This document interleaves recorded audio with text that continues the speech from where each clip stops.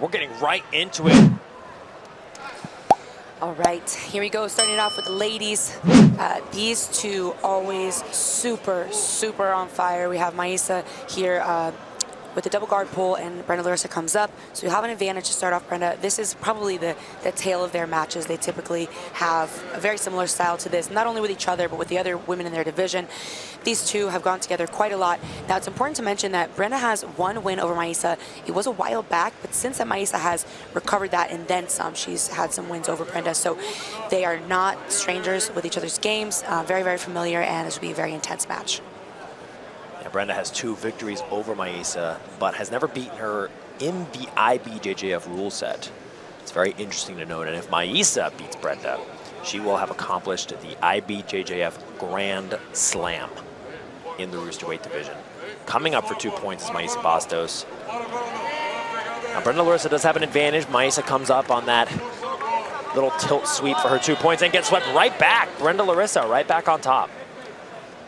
Yeah, so do that double guard pull. Brenda does have an advantage here, right? So if this does go to a sweep battle, then that's a really, really nice thing to have as a safety net. As long as you finish the match on top, then obviously you win. But I have a feeling with these ladies, we usually see a lot more than just sweeps. I think we're going to see some back attacks. We're going to see some really heavy passing as well. And here, just as I say that, Mayssa going into some heavy passing, but Brenda returning the favor with a sweep and now stacking Mayssa's ankles over her head, starting to try to control the hip with the left hand. And I like that Brenda's not necessarily getting the belt or the pants. She's reaching as high as she can up on the jacket to start control Mayssa's upper body. Yeah, it's a really good way to anchor and jack the hips up so you're not using your bicep and contracting so that you're really pulling with your bicep. You're actually just using it as an anchor, and you can pull even more of the back up. It's a really good point, Kendall.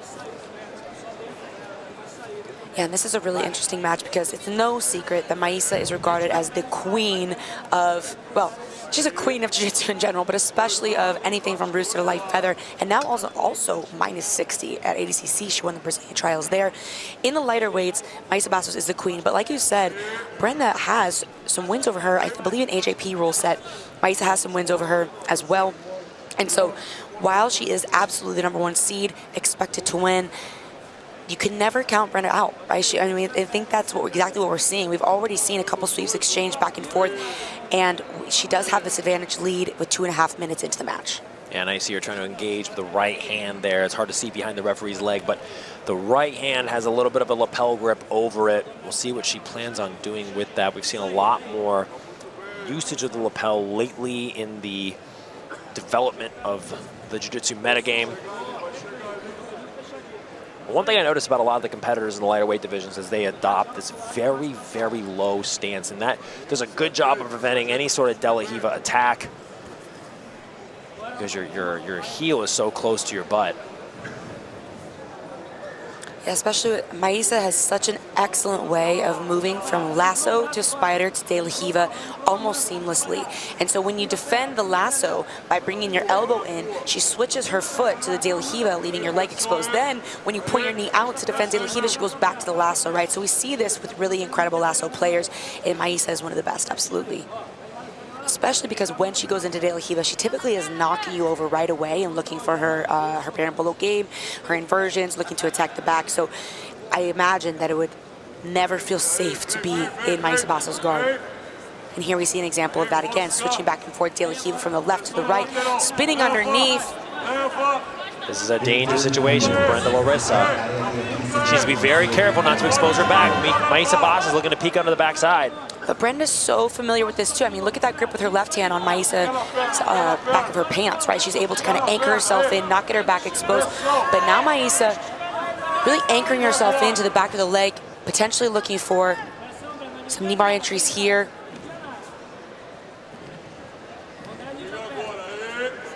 Exposing the leg to the other side and bringing it around nearly to 50-50. Not opting to lock the leg in 50-50 though. It seems like she really wants to try to attack the back from here.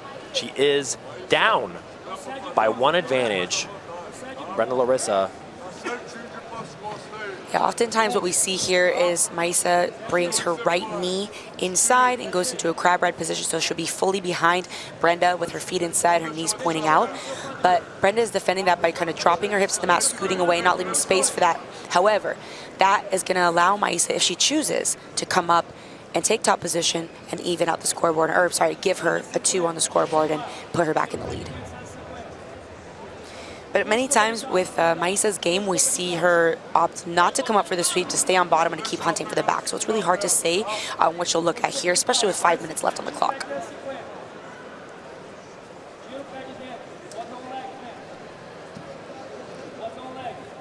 And not to be underestimated here is the intricacy of the grips. Every single thing is done with precision, right? So if you see a foot swim in somewhere, if you see a pant grip made, this is because these ladies know each other's games so well, and if there is any opening, someone is going to score.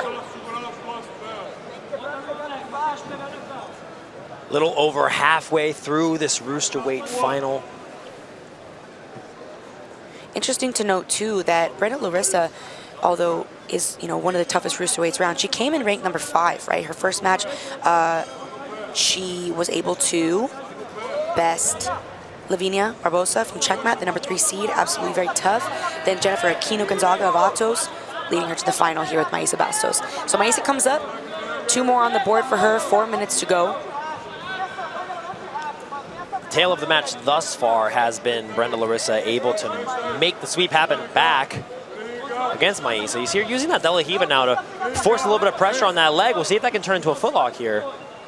The left arm of Brenda Larissa does have a footlock wrapped around the ankle of Mayssa Bastos, and she's using that De La Riva with her left over the knee to create a little bit of pressure to hopefully knock Mayssa down to the ground. A lot of people have dubbed this the Kyotera footlock.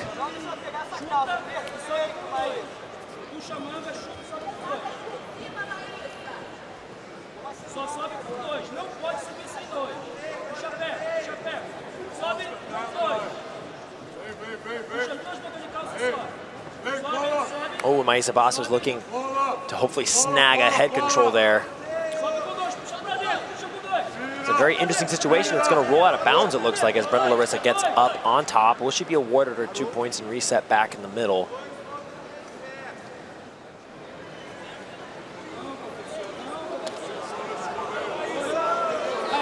Wow. So there was a score by the middle referee, called back by the side judges, leaving the score as 6-4 and Brenda with the advantage. That was a very interesting spot to be for Brenda Larissa. We questioned that before the call, but I believe it was a good call by the side referees there to adjust it, as they were already out of bounds on that score. So the referees called this a pull for Mayssa Bastos. So look there, like Brenda tried to go for a double pull and come up for the advantage, but that was a pull for Mayssa. She initiated the pull first. Brenda was on her feet rather than her butt. So now she comes into the guard, down 2 points. Not a very fun place to be in Mayssa Bastos' guard, needing to score, right? But 2 minutes left on the clock. She has plenty of time to employ her really amazing pressure passing. She oftentimes goes outside and then smashes right in, and we might see that right now. Some big motion, elevating those hips, circling to the head. Mayssa's guard retention, second to none. I mean, absolutely incredible. Look at her opening up the lapel. She's going to pass it probably to her left hand if she can reach around. Oh, now looking to possibly wrap up an arm, and she feeds the left grip to the sleeve. This is a very big moment for Mayssa Bastos. There's a beautiful position because we can go for the omoplata. We can sweep from here. Oh, she switches it, possibly to the armbar. That's big extension here on the arm, but Brenda Larissa able to escape. That will earn Mayssa an advantage, but not out of danger though. Look at that pressure from Brenda. Brenda has 1 minute and 15 seconds. If she does get this guard pass, it will not even the score, but actually put her in the lead by 1 point. See, in the corner of Brenda Larissa is Melky Galvão calling with growing excitement for the guard pass. In the corner of Mayssa Bastos is Murillo Santana of Unity.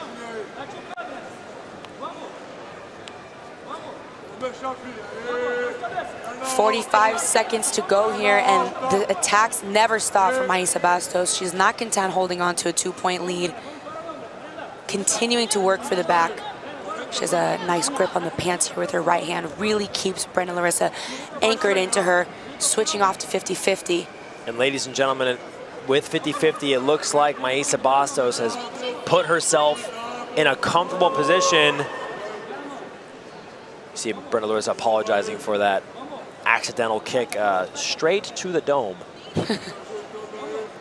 Yeah, very tough position to be in for Brenda here with 15 seconds left. Mayssa looking to come up and sweep again, though. And with that, it looks like Mayssa Bastos is going to not only take the 2022 IBJJF World Roosterweight Championship, but she will win the IBJJF Grand Slam, winning Brasileiros, Europeans, Pans, and Worlds. Wow. And her third world title to boot. Her third world title, very young black belt. And your 2022 adult female Roosterweight champion is Mayssa Bastos, representing Jiu-Jitsu.